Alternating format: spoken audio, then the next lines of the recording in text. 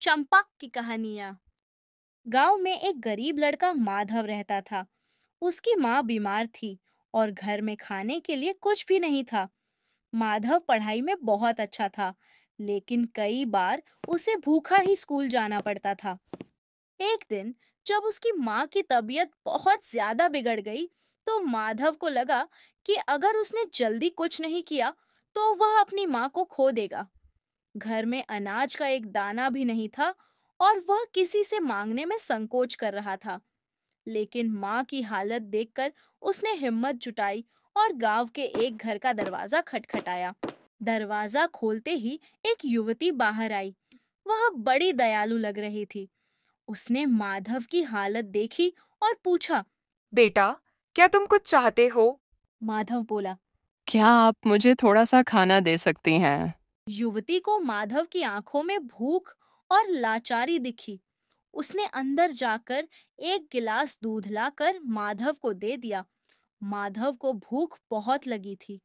उसने तुरंत सारा दूध पी लिया और आंखों में कृतज्ञता के आंसू लिए बोला।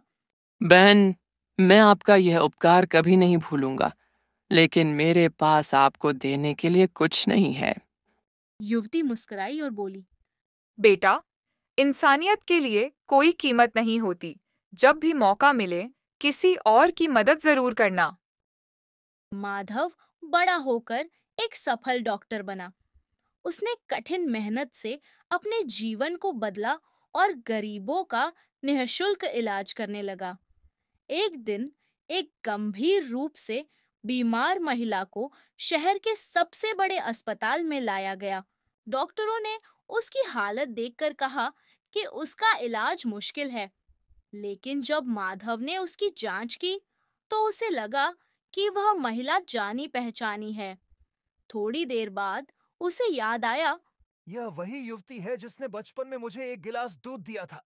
माधव ने मन में निश्चय किया कि वह उसकी जान बचाकर उसका उपकार चुकाएगा। उसने पूरी मेहनत से उसका इलाज किया और कई महीनों बाद वह महिला पूरी तरह ठीक हो गई। जब अस्पताल का बिल महिला के पास पहुंचा, तो उसे डर लगा कि वह इतनी बड़ी रकम कैसे चुकाएगी।